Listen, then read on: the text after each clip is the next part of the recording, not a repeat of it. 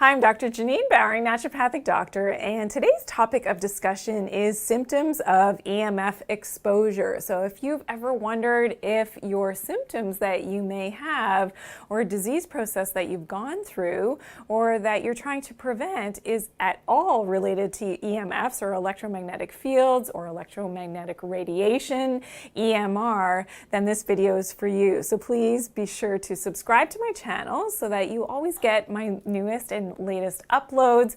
We're always uploading new content, certainly in the natural health field, but also like this video and share it with your friends. If there's something that you learned here today, the best gift that you can do is to pass it along to someone else in need of this important information. So one of the most common symptoms of EMF exposure is headaches, and this is something that, you know, with the new 5G towers that have gone up, that is commonly reported in areas where there are the 5G panels, as well as nosebleeds. So for someone who has not really suffered nosebleeds in the past, just be aware that your exposure to EMFs can increase your risk for nosebleeds. Another symptom is sleep disturbances and insomnia, and this is common in adults, but we have to think of children as well that are exposed to EMFs unknowingly in their bedrooms, as well as baby monitors even. So for the young babies, unfortunately, you know, if they have a wireless baby monitor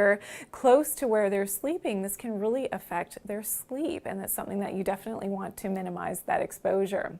Low energy as well. So because of the physiology, which I'll talk about in another video about the VGCCs, the voltage-gated calcium channels, this can really affect our mitochondria's ability to actually produce energy, or ATP, because too much calcium is flooding into our cells, and that can really cause fatigue and low energy, as well as dizziness, and so problems with balance and just sort of feeling, you know, a little bit lightheaded can be related to EMF exposure as well. Now, some people have reported that they get something like a skin rash, so specifically on the side of their body, if they hold, and please don't do this, holding up your cell phone to take calls or make calls, to talk to anybody on a cell phone, it should, number one, you probably shouldn't be using a cell phone, but more importantly, it should not be close to your body when you're using it. And, you know, it's one thing that people have reported is that an itchiness and even a burning on the skin. This can happen too if you have a smartwatch. So even my own children experienced this, that they had a rash from that EMF exposure, specifically right on their skin from the smartwatch. So whenever you can put these things on airplane mode, that would be definitely to your benefit.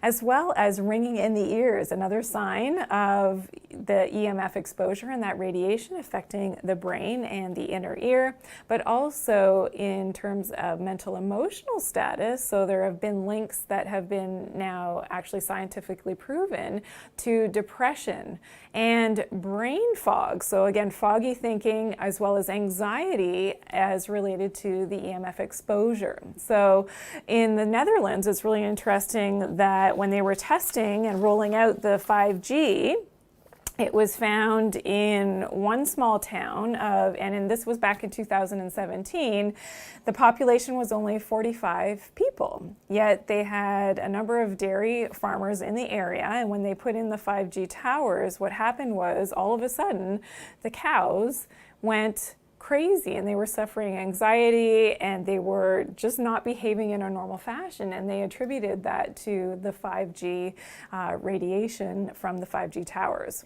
And also cardiac symptoms. Again, the calcium, too much of that calcium flooding into the cells can be related to cardiac problems, and with heart palpitations, that would be another common symptom of that EMF exposure. So certainly what researchers have found is that when they gave calcium channel blockers, that those symptoms and the negative symptoms of the EMF exposure were completely mitigated. So that's a great correlation between, again, those VGCCs, that calcium flooding into the cells, and that EMF radiation. So I'll talk more in detail about the VGCCs in a different video.